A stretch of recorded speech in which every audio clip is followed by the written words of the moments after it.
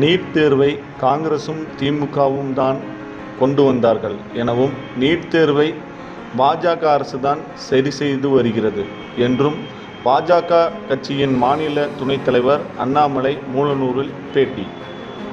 திருப்பூர் மாவட்டம் தாராபுரம் அருகே உள்ள மூலனூரில் தெருமுனை பிரச்சார கூட்டத்தில் பங்கேற்ற அவர் இந்நிகழ்ச்சி நிறைவுக்கு பின்னர் செய்தியாளர்களுக்கு பேட்டியளித்தார். அப்பொழுது அவ்வாறு தெரிவித்தார். அது பற்றிய சிறப்பு செய்தி தொகுப்பு கரூர் பூமி யூடியூப் சேனல் வாயிலாக.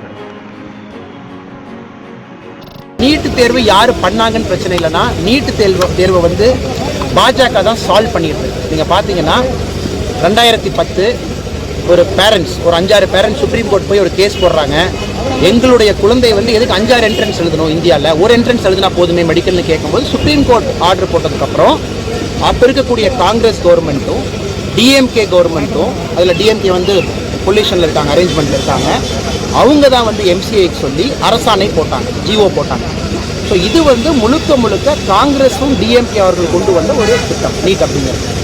வேறு காரணத்துக்காக சுப்ரீம் கோர்ட் திரும்ப ஸ்டே பண்ணாங்க. 2016 வந்து விலக்கு வாங்கி நம்மளுடைய அரசு பார்த்தீங்கன்னா நீட் தேர்வு அப்படிங்கிறது ரொம்ப சிறப்பாக நடத்திக்கிட்டு வர்றாங்க. இப்போ தமிழக மக்களோட முக்கியமான ஒரு கம்ப்ளைண்ட் என்ன அப்படின்னா எங்களுடைய சிலபஸ்க்கும் நீட் சிலபஸ்க்கும் வித்தியாசம் இருக்குது. இந்த வருஷம் நீங்கள் பார்த்தீங்கன்னா 150 கொஸ்டின் 173 கொஸ்டின் நம்ம சிலபஸ்லேருந்து வந்துருக்கு, நம்ம ஸ்டேட் போர்ட் சிலபஸ்லேருந்து. ஏன்னா தமிழ்நாடு அரசு கூட லாஸ்ட் 2 வருஷத்தில் சரி பண்ணிட்டாங்க. இன்னி வந்து இந்த மாதிரி நீட்டை வச்சு அரசியல் பண்ணாமல் தமிழக மக்களுக்கு உண்மையாலுமே நீட்டு மூலமாக நல்லது நடந்திருக்குது, நல்லது நடக்கும். ஏன்னா ஒரு கிராமப்புறத்து மாணவன் உண்மையாலுமே பணம் செலவு பண்ணாமல் ஒரு அரசாங்க மருத்துவக் கல்லூரியில் போய் படிக்கணும் அப்படின்னா நீட்டு மூலமாக மட்டும்தான் அது முடியும். இதுக்கு முன்னாடி பார்த்தீங்கன்னா எல்லா காலேஜ்லேயும் டொனேஷன் கேபிட்டேஷன் ஃபீ இருந்ததெல்லாம் நீட்டு வந்ததுக்கப்புறம் பெருசாக குறைஞ்சிருக்குது. நீங்கள் 2020 ரிசல்ட் வந்ததுக்கப்புறம் பாருங்கள் தமிழ்நாட்டில் எவ்வளோ பேர் பாஸ் பண்ணி கவர்மெண்ட் கோட்டாவில் சீட்ஸ் போகிறாங்கன்னு மட்டும் பாருங்கள். அதுக்கப்புறம் நம்ம பேசுவோம். தேங்க்யூண்ணா.